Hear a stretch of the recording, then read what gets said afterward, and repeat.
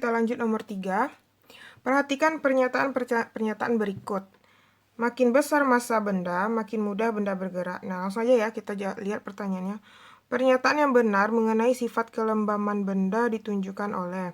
Berarti kelembaman benda itu berarti sigma F sama dengan 0 ya. Sigma F-nya sama dengan 0. Berarti makin besar massa benda, makin mudah benda digerakkan. Makin kecil massa benda, makin mudah diberhentikan. Makin besar massa benda, kelembaman tidak berubah. Makin besar massa benda, kelembaman makin besar. Berarti nomor 4 ini benar ya. Jadi dia dipengaruhi oleh massa. Jadi kalau makin besar massanya itu, kelembamannya itu juga semakin besar ya. Berarti makin besar massa benda, kelembaman benda tidak berubah. Enggak ada salahnya ya. Makin kecil massa benda, makin mudah untuk diberhentikan. Kalau makin kecil, ya benar ya. Untuk diberhentikan. Makin besar massa benda, makin mudah benda untuk digerakkan. Ini benar. Ini benar, sorry. Kalau makin besar massa benda tuh susah ya. Maka benda tuh akan makin susah digerakkan. Jadi jawabannya adalah 2 dan 4. D. Nomor 4.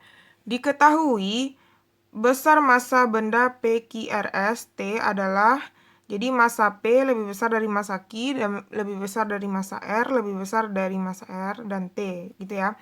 Berdasarkan hukum kelembaman, pernyataan yang benar adalah, berarti kalau massanya makin besar, berarti kelembamannya makin, kelembabannya makin besar gitu. Jadi kalau kelembabannya makin besar berarti bendanya itu bakal makin sulit untuk bergerak. Jadi benda T paling sulit digerakkan. Enggak, karena ini paling kecil kan. Nah, berarti ini paling mudah nih, urutannya kebalikan gini. Nih, makin kesini dia makin mudah digerakkan ya. Kemudian benda S lebih sulit digerakkan daripada benda Q. S enggak, lebih sulit benda Q karena massa Q lebih besar ya. Benda R lebih mudah digerakkan. Benda R lebih mudah digerakkan daripada Q. Ya, benar. Karena lebih kecil kan masanya. Benda R lebih mudah digerakkan daripada benda T. Enggak, karena massa R ini lebih besar daripada massa T. Benda P lebih mudah digerakkan. Enggak lah, ini massa P lebih besar. Jadi jawabannya adalah yang C. Jadi kalau massanya semakin besar, dia makin sulit digerakkan.